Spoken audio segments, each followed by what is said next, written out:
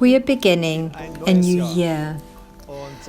And what I have on my heart are some thoughts that I will be sharing with my team. And these thoughts I would also like to share with you because I think they will really help us to lead better in the year 2022. If we want to do it better, then it doesn't come automatically. We can't just say we're going to continue doing what we've always done with our team and think that we are going to get different results. That will not happen. We need to have a different attitude. We need to do things differently so that we can become better. We need a different attitude so that our team can also accept this, and then together we can master, and in this year we can make some progress. And this is what I really have on my heart. 4 thoughts that I've had in this time where we've had a bit of rest over the season. And the first one is be a problem solver.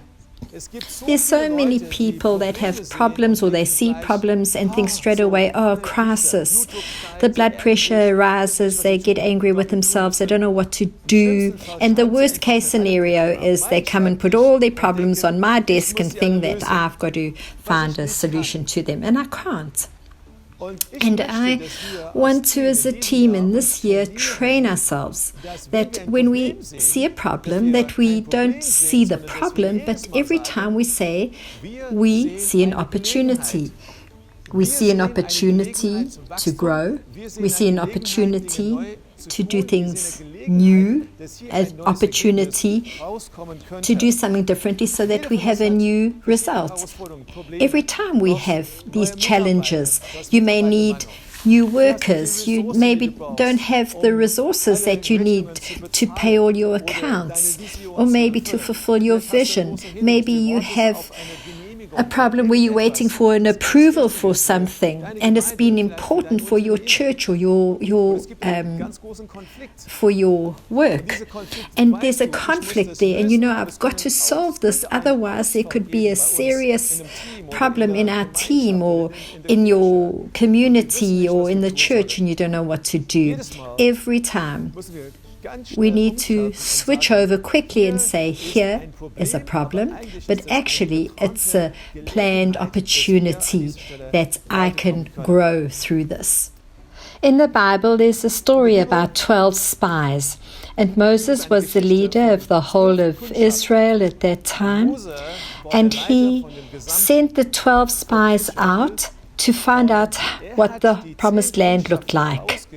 And if you've been a Christian for a while, then you know that 10 came back with a negative report, and 2 came back and they said, we can do it. Yes, there are giants in this land, and there are problems, and they're strong, and they have strong weapons, but you should have seen the fruit that is in that land.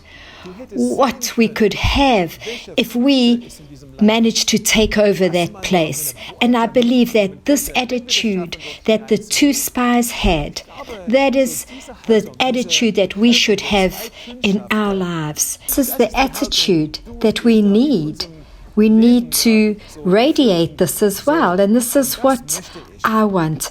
So last year in summertime, we had a phase where we had a lot of restrictions because of Corona, and we weren't allowed to use our sport hall for meetings on Sundays. And we had a real need and a longing for, and in our team, instead of saying, oh, woe is us, there was someone in our team who said, hey, this is an opportunity for us to try something new. What about us inviting the whole church to a meeting? We meet at our property where we're building. And what about us building a tent there so that we could meet and it'll be in the open air, so we won't have all the restrictions. And that's what happened. We had this phase where we had great meetings, wonderful fellowship, times where we could just sit and talk to each other.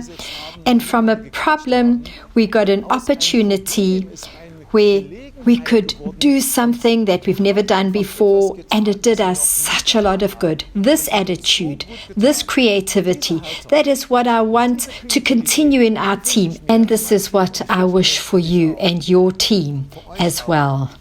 You know, the more problems you solve, the more important and valuable you become to your team.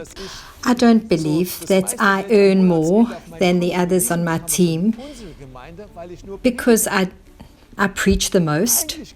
Actually, it's about the fact that from the treasure of experience that I've gathered, I'm able to solve problems and make decisions that can avoid problems, that bring a quality that make us better and help us grow. And that's why I have the key role in my team and why I lead this church. And I believe I need people like that in my team that think like that as well, that don't keep pushing problems onto others, but they say, I can find an opportunity here to solve this problem. We can respond to problems in different ways. There are people that just close their eyes and they say there's no problem. But at some point they are going to hit the wall because they haven't acknowledged there needs to be correction in the situation. And then there are other people that see they have a problem, but they just somehow learn to live with the problem so that they are incapacitated but carry on working a bit. It reminds me of a marriage of two people that have never resolved conflicts. They just live next to each other. They exist but don't have joy in their marriage. And that's also how I don't want to lead our church or lead our team. And then there are the others that say we have a problem. We look at it straight in the eye and they say we've got to do something about this. We will see the reality. We see that something needs to be done.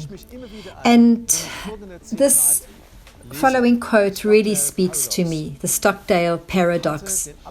Hold the absolute belief that you can and will survive while confronting the most brutal facts of your current reality. Here we have a balance.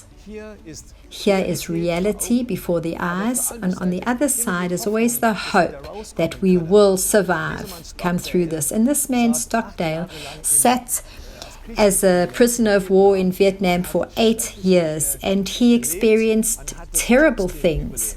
And yet he survived because he saw the reality, but he said, I've got to live with this, but I have hope and I will never give it up, that I will get out. And this attitude is what we need in our teams and in our leadership.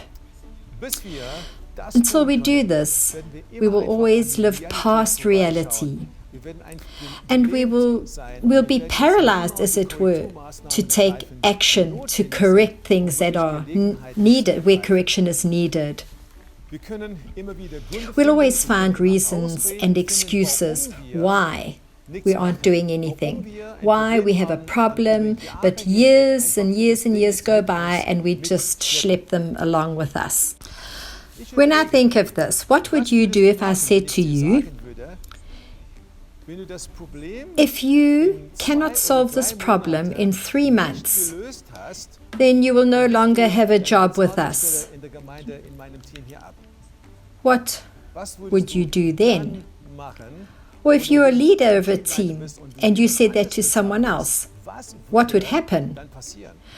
I believe we will suddenly see some action, that we'll suddenly find ways of solving these problems creatively. But sometimes it just seems as though we don't sense any urgency. We just leave the thing, and that we don't want. We want to avoid that at every point in my life and in the life of my team for this year. We want to avoid that. And so, application for you for this year. So how can I practically live this out? And how can I live this out so that things will be different? So a question I have for you for homework. In which problem area should you take the initiative and learn to have that opportunity thinking or develop opportunity thinking? So think about this. It'll be a better year for you.